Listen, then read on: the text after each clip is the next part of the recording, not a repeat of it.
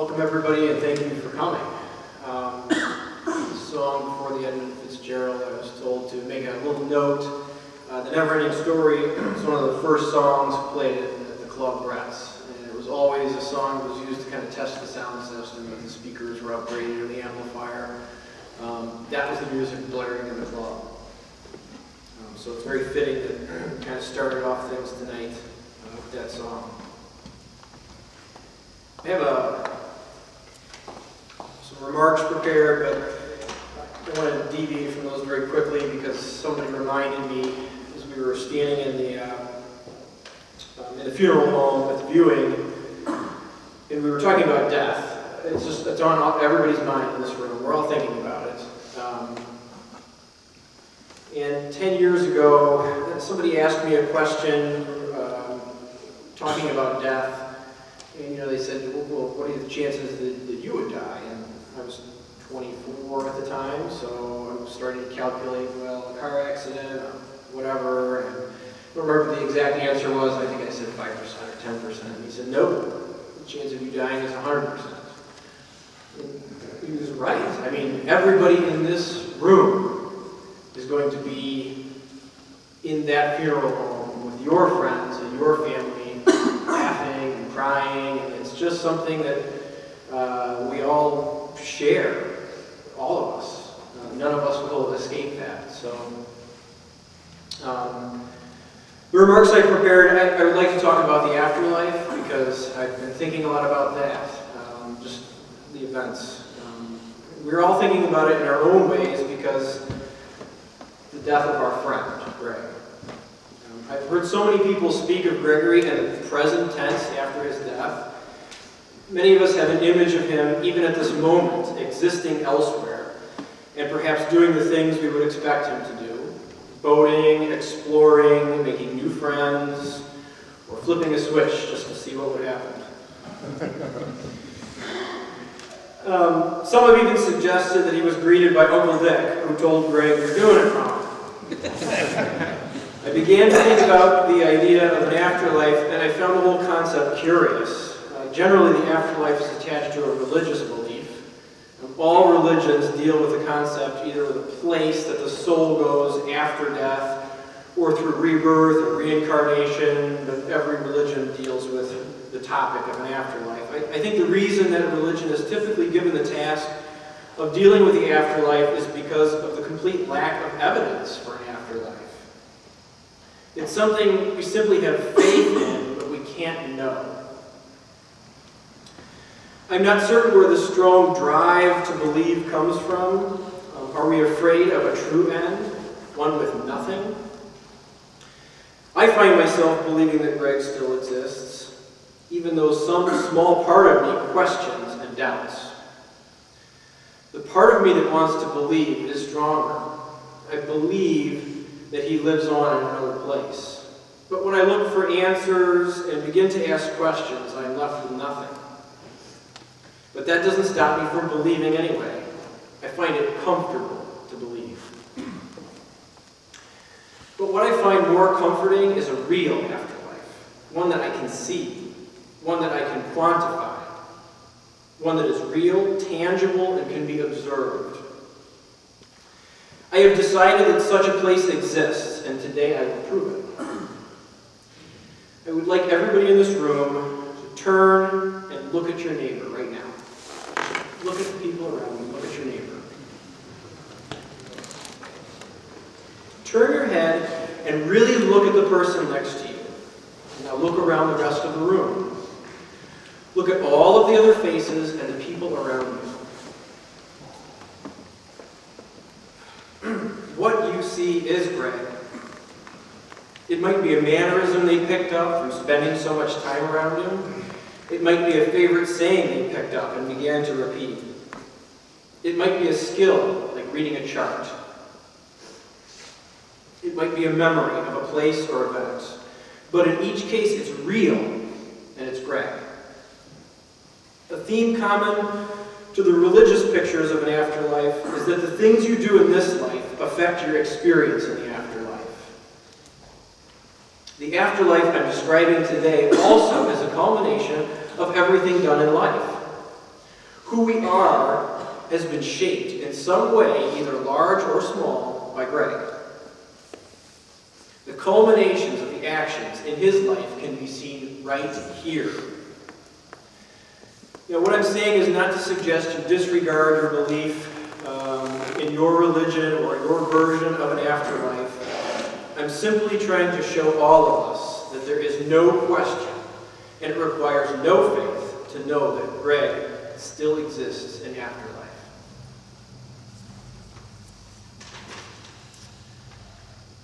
Now I would like to ask Ski Boy to come up, please.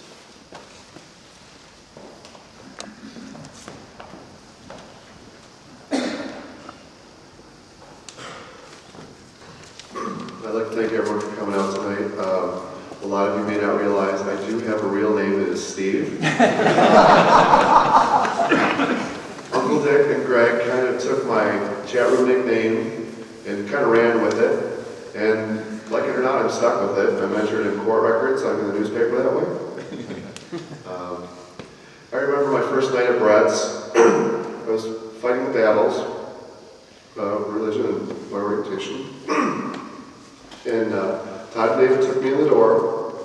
I remember sitting in the pool room and saying to myself, I could never work in a bar. I could never work in a gay bar. I could never work at Brett's. And in 2 weeks, I marked 13 years.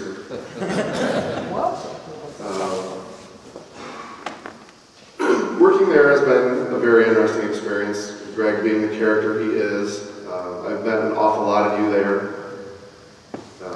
I'm going to focus mostly on what it's like working at Brett's with Greg. Marilyn and I have been there forever, it seems. We can't count how many times we've each been fired. But we always get hired back.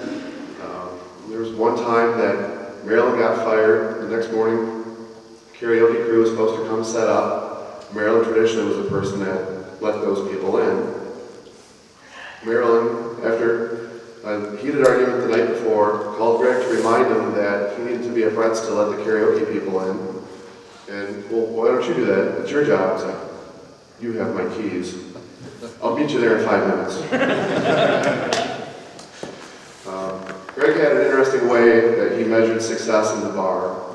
We'd be going to Betsy Ross in the morning for our usual group, having our brunch, usual cast of suspects. And he would sit down and say, Ski Boy, we had a really good night last night. Say, yeah, Greg, our tip jar was really good. Well, that wasn't quite what I was thinking, he would say. Well, the front door was really good. We had a good after hours. Yes, but that wasn't it either. It's like, well, Greg, what are you thinking that made last night so great? I got 4 lighters.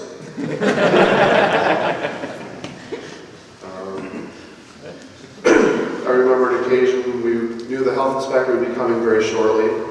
We had the crew on for about 3 days, cleaning and scrubbing everything. Mr. Blue was living at the bar. Mr. Blue is our Russian blue cat. We moved all his stuff upstairs, very carefully removed every trace of food, dishes, and Mr. Blue himself. Then Greg came into the bar, brought Mr. Blue in. The inspector showed up, and Mr. Blue shows up when the inspector opens up the one freezer door, or refrigerator door, where the creamer used to live. Blue knew where that was, because that was his union entitlement as being part of the Brett's staff.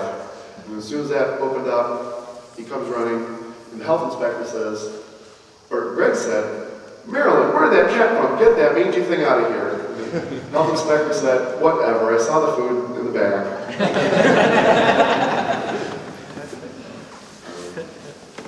A lot of times, Greg would mix boating in the bar. Sometimes it would be much to the disgust of the people left at the bar. I remember one incident on the Dollar Dance at Put in Bay with Greg. He'd always hand out his free cover passes. And he was going to give one to the dock master that particular day that helped us tie up.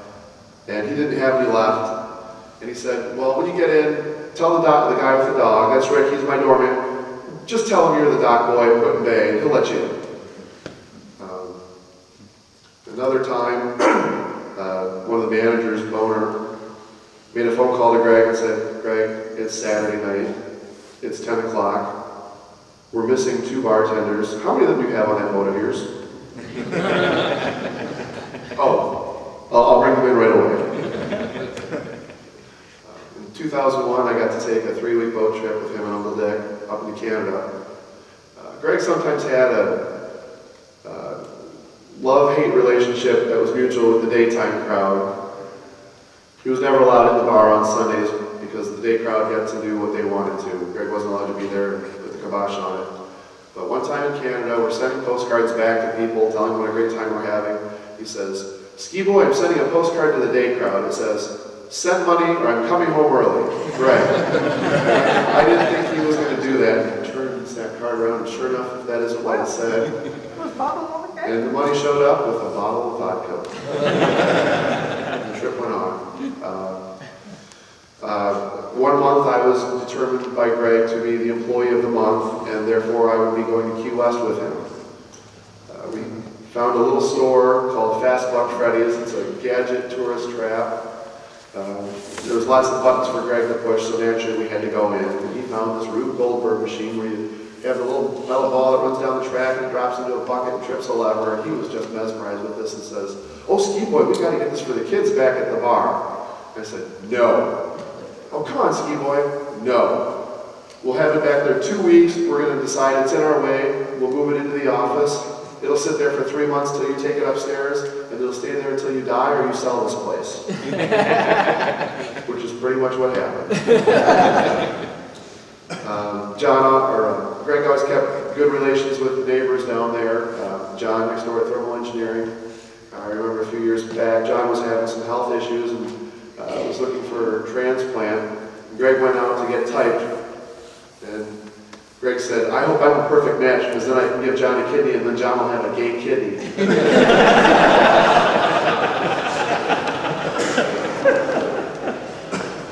We had some interesting work policies down there.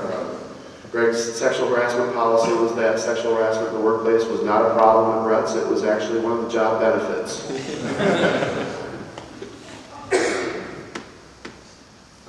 I'll miss him a lot. He meant an awful lot to me. Greg also had a mission at Brett's that he didn't really bargain for, but it kind of came with the territory. A lot of young men fighting the battle, unhealthy relationships with their parents. Greg made it a point to take them in. Sometimes he'd give them a job so they'd go to school. Sometimes he would give them a roof to stay, let them stay at Scotland with him. Sometimes it was just information. He'd help me an awful lot with old mechanical systems in my house. Greg was a big, big part of my life in a lot of different ways. He was definitely part of my family. And one of my family's traditions, we have a barber shop, and my dad is a baritone. Ever since I was a little kid, my first bar, as a matter of fact, was with my dad in the afterglow for a barbershop event. He and his Quartet Racket Squad will be coming up here next. They'll be doing some songs for us, some traditional barbershop. If you guys come on up.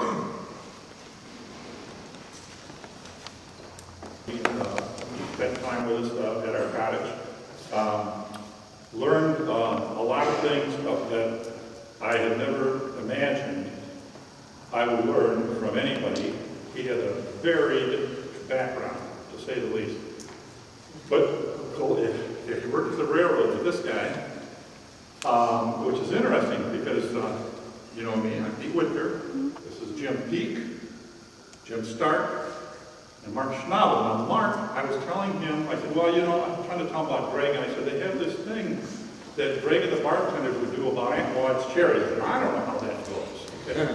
But I said something about her crop and something about the sportsman's bar down in Waldo, Ohio. And Mark said, fried bologna sandwiches. Yes. Even Greg didn't lie to us. There's some truth to Aunt Maud's cherries. We'd like to do some songs that are that we think that Greg would have enjoyed, and do this now.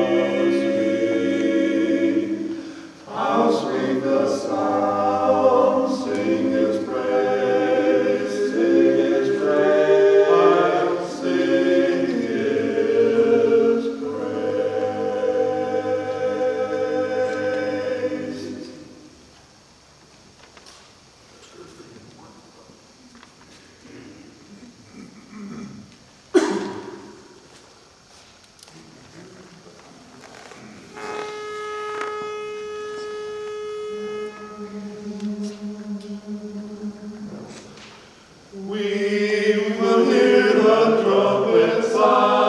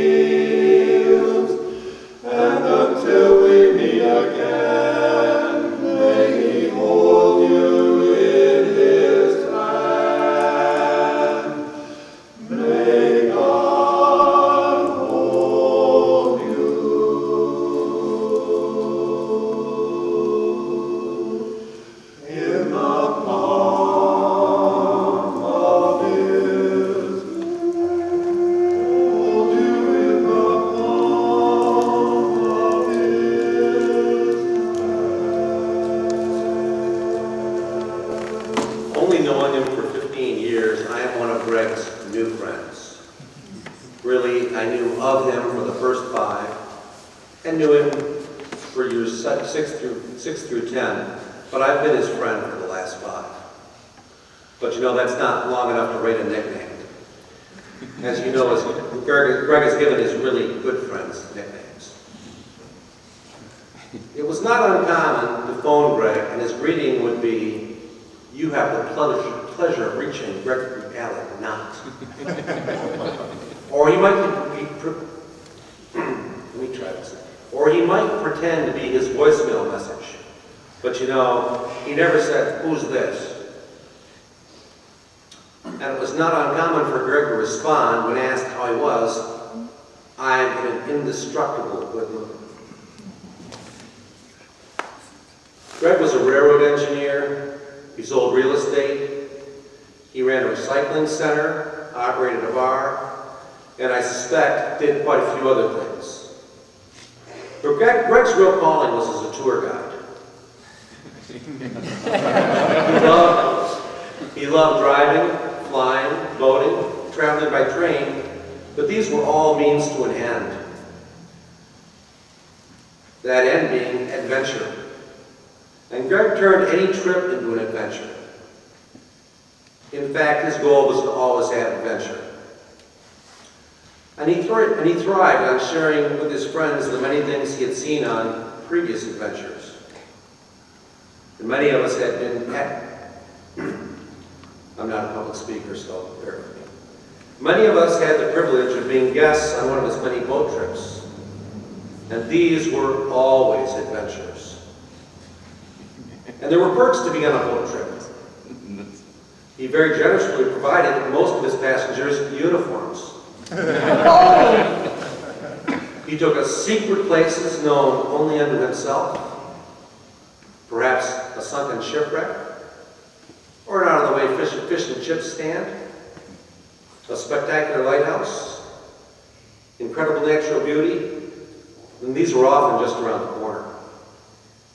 And each of these places had a story. Of course, they were always true stories.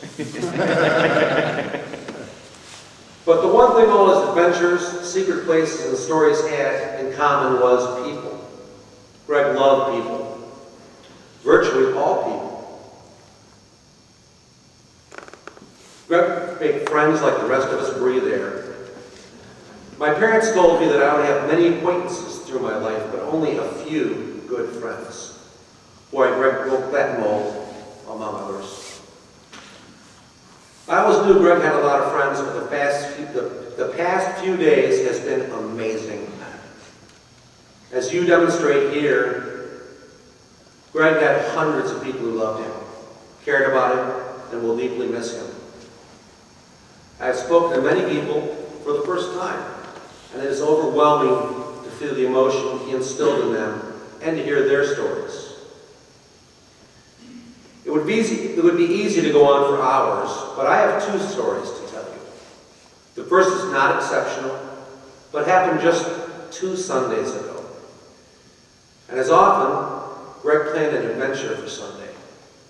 He picked me up and we went to breakfast. It was a little late, so our first choice was closed. We found another restaurant. Went to the post office to pick up my mail. It was a regular stop on Sundays. And Greg told me the night before he wanted us to visit a secret place known only unto himself. And it was just over the border on Lewis. When we were about up to Alexis Road, it occurred to Greg that we needed an additional passenger for our adventure. He called Paul, who wanted to join us. So we turned around and headed for the Village Players to pick up Paul and say hi to Dan, who was setting up lights. Oh, I lost myself. Hang on here. There we go. As we headed north, Greg told us we were headed to a sort of a nursery with fish ponds and a collection of bonsais, and it was just over the border on Lewis.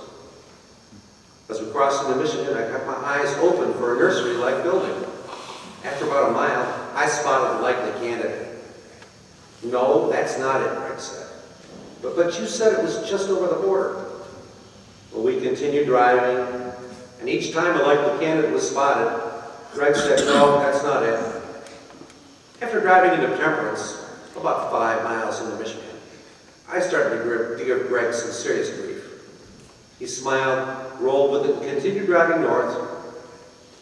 None of the places we continued to point out were the right one. After a while, I noticed very tall smokestacks to our right in the distance. Hey, Greg, isn't that the Edison plant in Monroe? Just over the border, huh? Well, we finally reached M50. For those of you who don't know, that's the road that goes from Monroe to Dundee. And we were 15, 20 miles over. And we turned left, and sure enough, about a mile down the highway was our destination, a nursery. It had seen better days. All the fish ponds were visible, but empty. And the bonsai trees were looking pretty sad. These were outside, and Greg explained The good stuff was inside, but of course the closed sign prevented us from confirming this. And then we ended up in Monroe eating ice cream at a secret place, only known unto Greg, unto himself. Yes, Todd and David, we do on occasion eat ice cream in the winter. Now I want to tell you about another adventure a few years back. One Sunday, Greg and I were headed to New Regal for ribs. I won't focus on the restaurant being closed when we got there, but rather on a stop along the way. In Fostoria, Greg pulled into Fostoria Memorial so Reba could stretch her legs. As we were inspecting the headstones on display in front of the building, Greg pointed out one in particular. The inscription read, Richard K. Kingery, April 23rd, 1968 to September 12, 1990, and there's a triangle between those two dates. Father, forgive them, for they know not what they do. And at the bottom it said, silence equals death. And then Greg told me the story. Richard started coming into Brett's before he came out at home.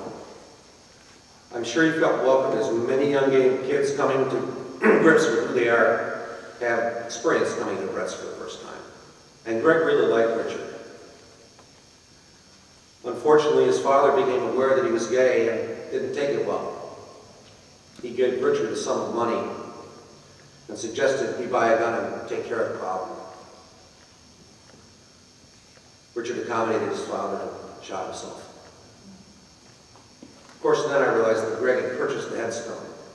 Apparently, Richard's family had him buried in an unmarked grave and would not allow the stone to be installed.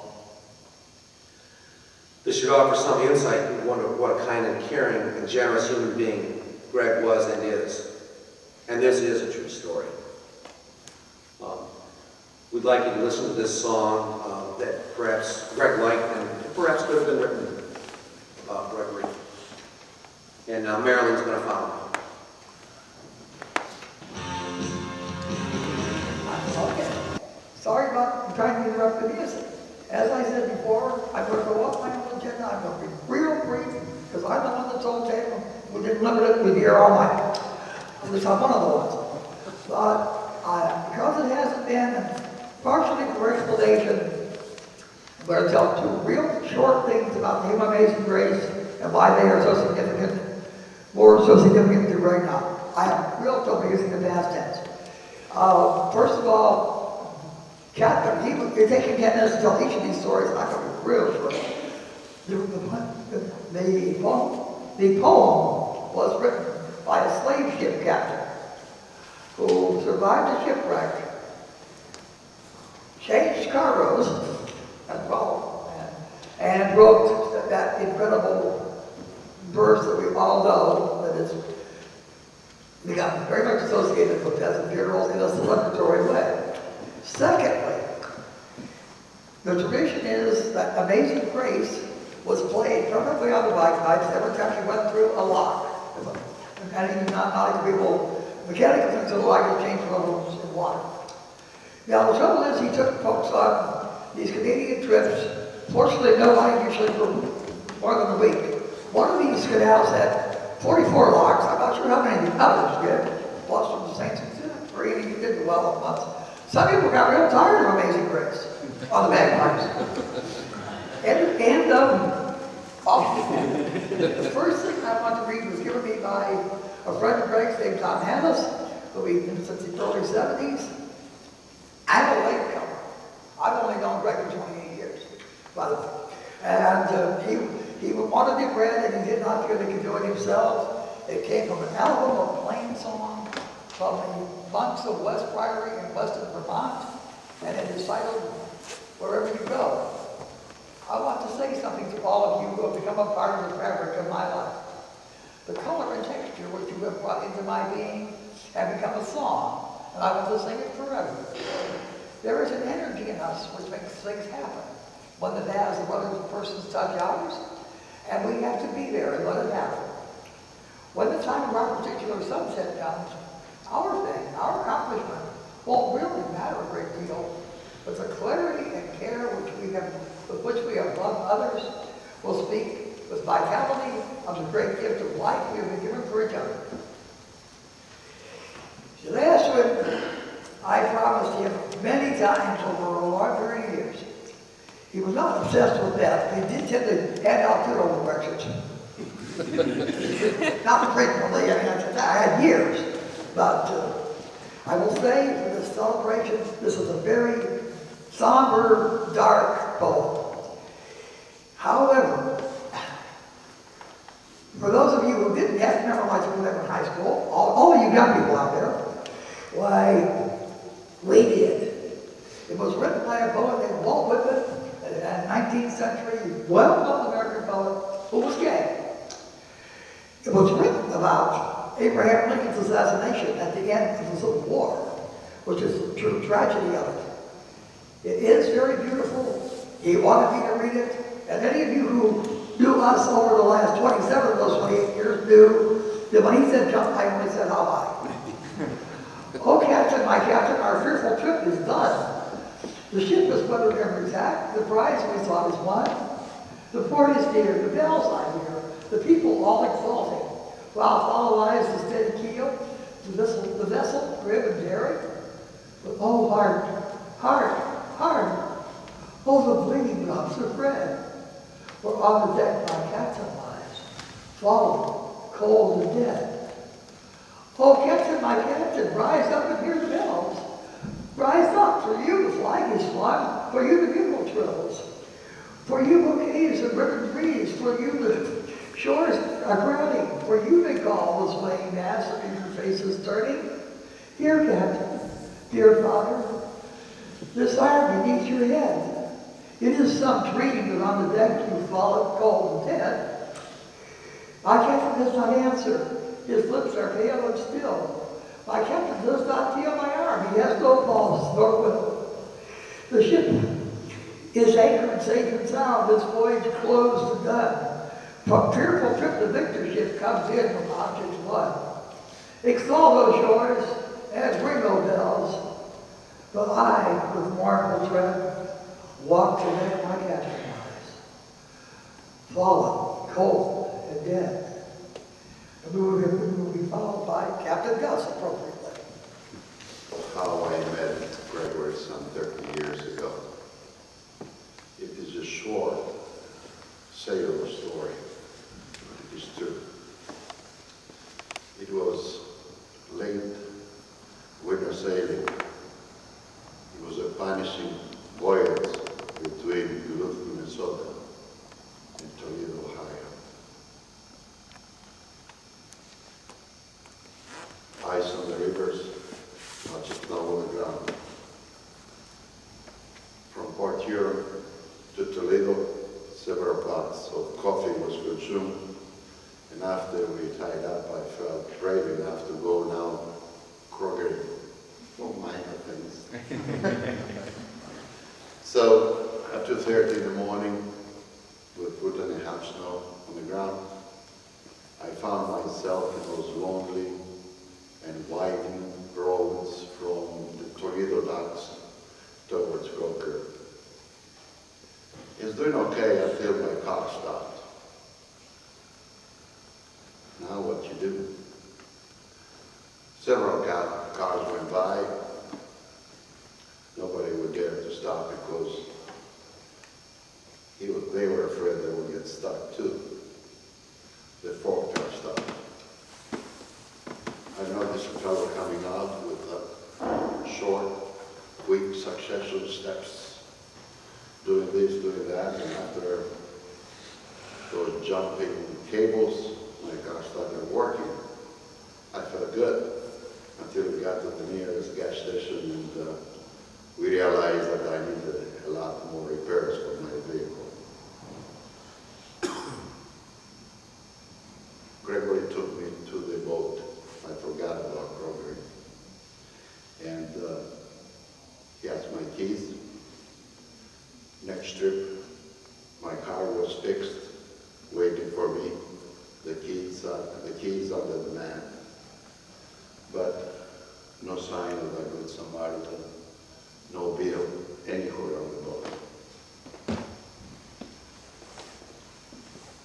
months later, I was at our union hall.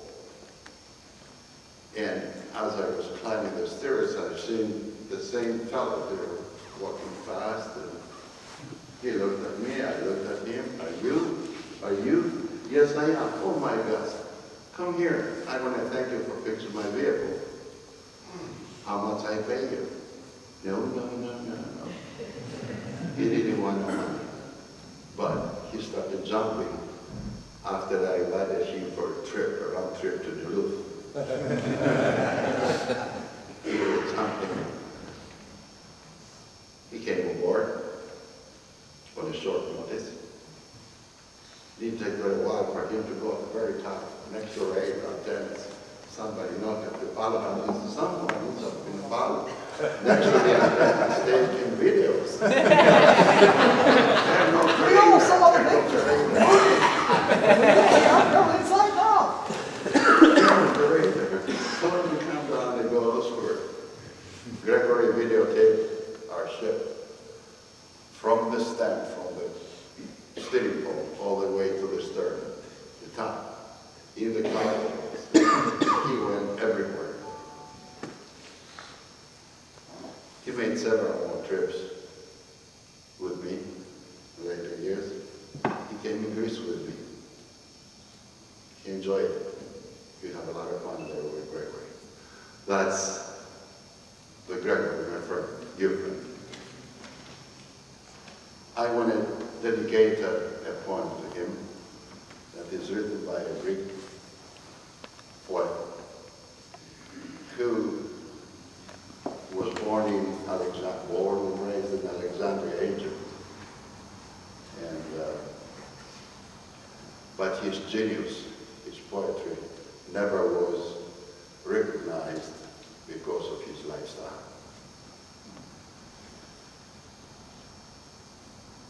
It is called Ithaca by Costa Calantis. It goes like this. When you set out for Ithaca, hope the voyage is a long one, full of adventure, full of discovery. The Lastrygonians, the Cytos, angry Poseidon, don't be a friend of them. You will never find them on your way as long as your thoughts raise high, as long as rare excitement steers your soul and your body. May the voyage is a long one. May there be many summer mornings when you enter harbors with joy and pleasure, harbors that you never seen before.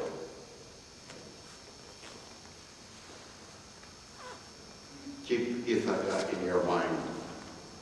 Arriving there, it is what you're destined for. Do not hurry your journey at all. May last for years, so you're old by the time you reach the island. Wise as you will have become, so full of experience, you will have understood by then what those Ithacas mean. And that is for our friend, Gregory Knott.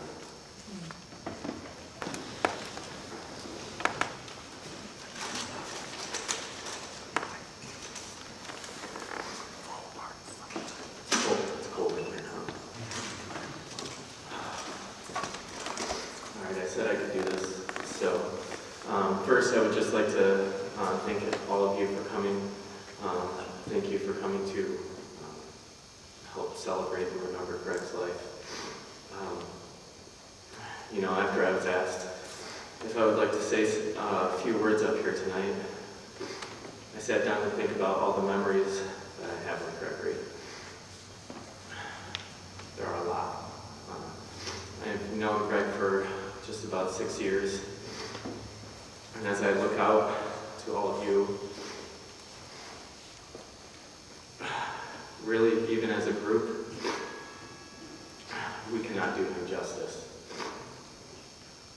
The amount of impact that Greg made during his time here with us is just astronomical. The lives he has touched is truly out of this world. As I watched the number of people that came in for the showing last night and this morning, and seeing people that came in from all over, it's mind-blowing. I mean, we had Eric come in from Missouri, and the entire gang from Florida. We had people come in and fly in from California. Terry and Gary came in from Chicago, and all of us in Toledo. We even had DJ PD come in from Amsterdam.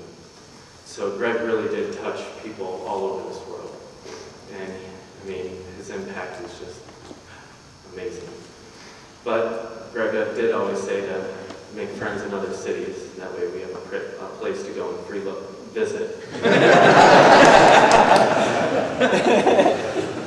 But honestly, just to see all of you here today and listen to your stories reminds me of the great man that Greg was.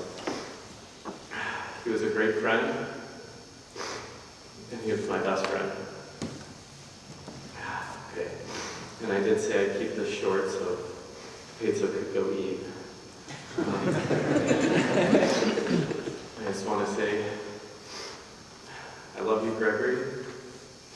And you know what the miracle is? I know you and I love you. I'm just sad to say that you didn't get to see me today. And next we have Paula.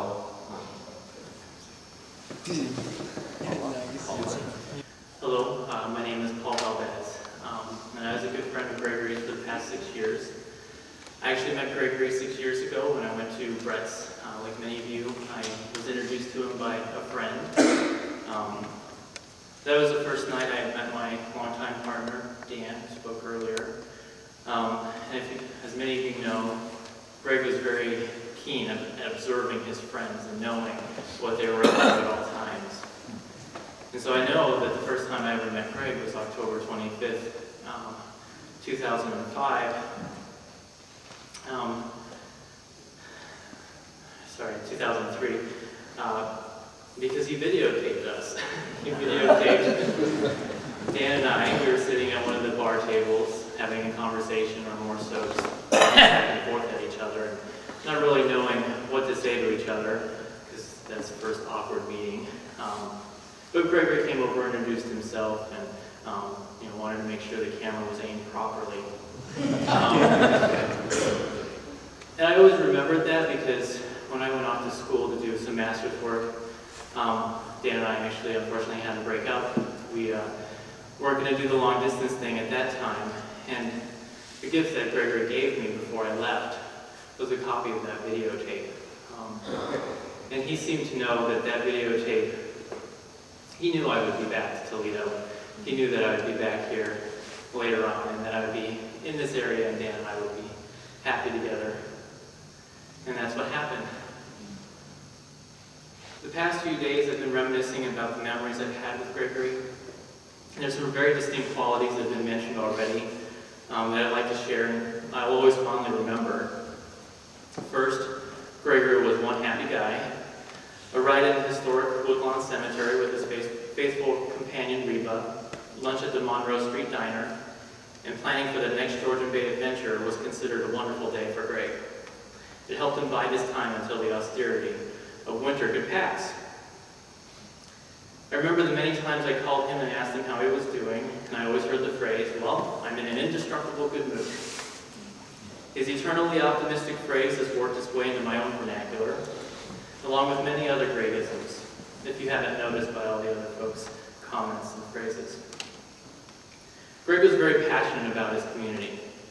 Whether that was selling houses in the Old West End because he knew about the history, he understood what that area was like, whether it was sharing his knowledge of lithophanes at the Blair Museum. If many of you go there while you're visiting in town, you'll see a video of Gregory sharing his passion with everybody that comes into that museum.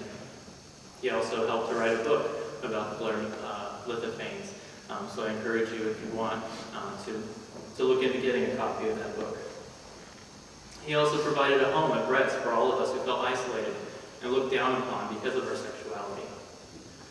His passion was infectious, and this particular quality really brought people out of their shells. He also took on your passions as his own. I fondly remember a boat trip that I went on with him, the most recent one. We were on our way to Tobermory, and we were just outside, and I had noticed some cliffs, and for those of you who know me, I was a geology major in undergraduate. So I was jumping up and down in the boats, and I was like, let's go there, let's go there. So it's like, okay, let's go.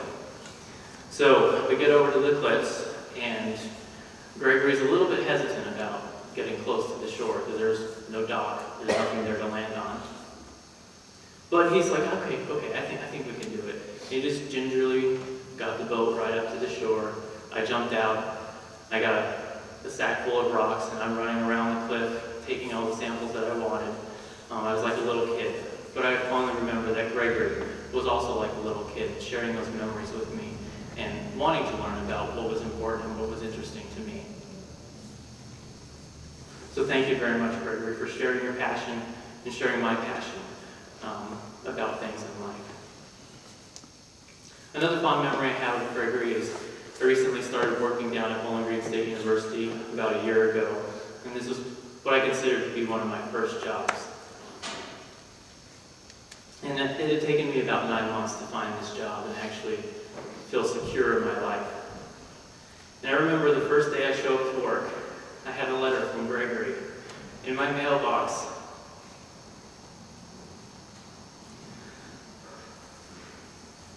Not expecting to find any mail there for me.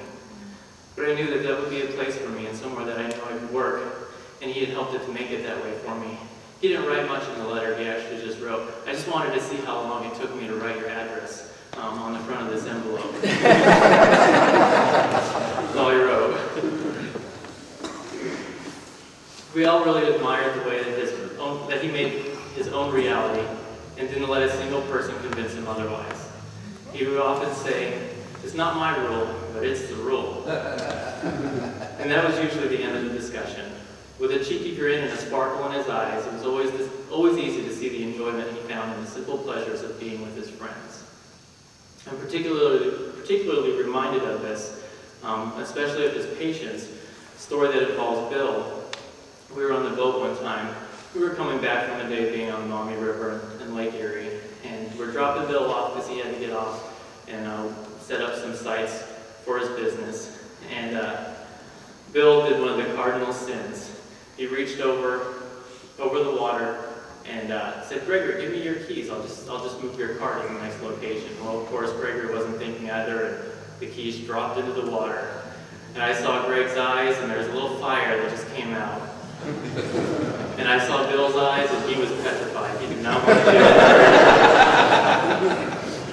And then Bill proceeded to drop Reba into the water. Sorry, Bill, I don't mean to pick on you. But I think that we all were anticipating Gregory maybe to react a different way. But he was patient. He understood, you know what, he had no control over that. It wasn't anybody's fault. He says, we'll take care of that later. And we just went on our way. The last time I was in Greg's company was with Bill Robinson, as he had mentioned, joining Greg for a teensy little car ride to a secret location only known to him. 45 minutes later, we were eating ice cream at a different location that we hadn't anticipated being at. Gregory wouldn't like it much if I disclosed the secret location, but I guess Bill already did that. So you might be able to find it if you take a map out. I'll always remember that last day with Gregory, perhaps because it reminds me that Gregory was through and through an inquisitive spirit. His curiosity was the fuel for his grandiose adventures. He had plenty of curiosity to share, and I know that I love Toledo, the Great Lakes, Canada, all the more for the adventures Gregory and I shared over the past few years. As I come to the end of my speech, I know that Gregory will always remain dearly beloved to many. For those of you here tonight, I look forward to sharing memories and learning more about Gregory from you. We all knew him in our own way. As we continue in our lives after tonight, I am reminded that Gregory has brought us together one last time. And it is now up to us to keep the faith and carry the torch, as Dan had alluded to earlier tonight. In closing, I'd like to read a poem by Lieutenant Colonel John McCrae. Dr. McCrae was a surgeon in the Canadian Army and wrote the poem In Flanders Fields. It was about the 1915 World War I Battle of Ypres.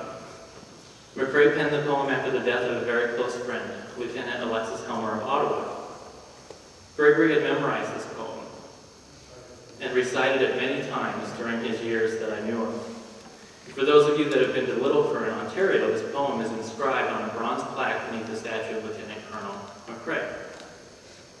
The reason it's important to me, and I think it was important to Gregory, is that amidst the cruelty and brutality of the world, there's always a shining beacon. There's always a positive side to look on. And Gregory, very much in my life, was that shining beacon of hope and light. In Flanders Fields. In Flanders Fields, the poppies blow In Flanders Fields, the poppies blow between the crosses row on row that mark our place, and in the sky, the larks still bravely singing fly, scarce heard amid the guns below. We are the dead. Short days ago we lived, felt dawn, saw sunset glow, loved and were loved, and now we lie in Flanders Fields. Take up a quarrel with the foe, to you from failing hands we throw. The torch, be yours to hold it high. If you break faith with us who die, we shall not sleep, though poppies grow in Flanders Fields.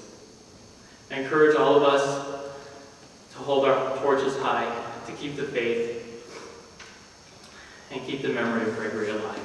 Thank you. Next will be Royce Willie.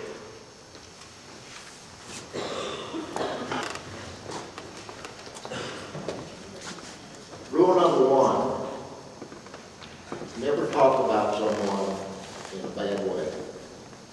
That's not my rule, that is the rule. Greg Knott was probably one of the most beloved persons I've ever known in my life. I came into Greg's world approximately 8, 9 years ago. At that time, I was having problems. Greg helped me quite a bit. He's introduced me to so many wonderful, wonderful people. One of the things that I think about is this license plate. For someone to be able to show that on their vehicle and drive around at that time, 8, 9, 10 years ago, that was unbelievable. Greg has saved so many lives of people that would have probably done something else with their life. It wasn't for Greg, and Greg being able to show that it is okay to be gay. Greg was the most gracious host I've ever known. He was the best guide, tour guide in the world.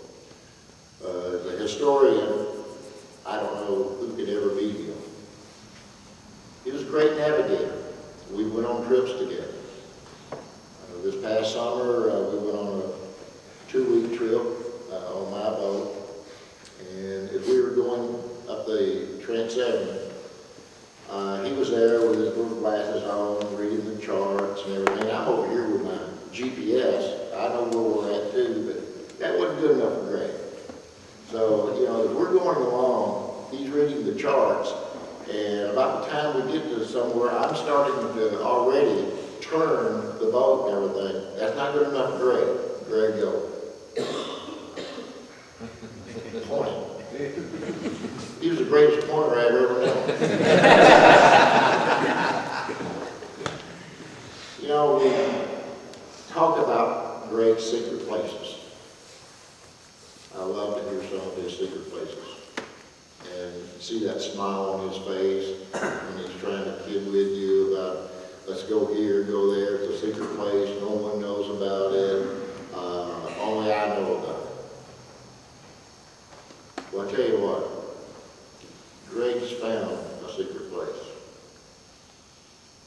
someday, just someday, I hope that I will be able to find that place with him.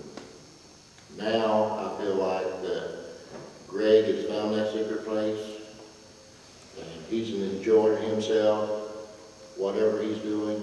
But I also know one other thing. Wherever Greg is, he said he got a table somewhere, and there's going to be this gentleman there saying, "Can I have some more butter?" I am so happy to introduce Dave Basco, one of Greg's most dearest friends.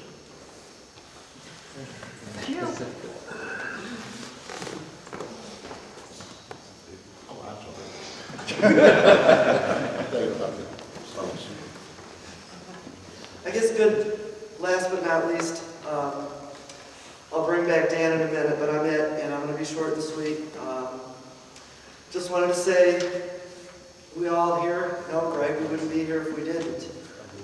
He's been a huge part of many people's lives, especially an enormous part of Todd's and my life. We wouldn't be together if it weren't for Greg. We met in Greg's bar 19 and a half years ago. I've known Greg for 21. Every boat trip in the summer, his great adventures, as you've heard several times, winter trips, everything involved and included Greg. Even after Todd and I moved to Florida, he would come and visit at least once or twice a winter. As you heard, I've known him for 21 years, so I'm about that mid of short and long time with him. I could probably sit here the rest of the night and tell you different stories you've never heard. I won't. I do want to say Greg has been a friend, a mentor, a teacher, a dad, and maybe even a little bit of a mom to just about every one of us in this room. And as much as I've learned from Greg, he's learned from us. I can't think of a more curious person. He would stick his nose into any project he could, and he would come out with a wealth of new knowledge. He always wanted to learn something, and if he didn't know, guaranteed he'd come back with an answer, the right one. But come on, how couldn't he? He had a special pass for everything. I'm surprised his wallet wasn't the size of a small truck. And because of this, we got to see many of his secret places, visit some of his islands, places that nobody's ever been. I've even been on tours where tours didn't exist. Who else could walk up and say, Hi, I'm here for the secret tour. Anyone get in? I know we've all shared special times with Greg. I know there's so many quotes that we're going to all carry with us wherever we are. Let's celebrate Greg's life in all its glory. Thanks, Gregory. You'll be in our hearts always. Dan?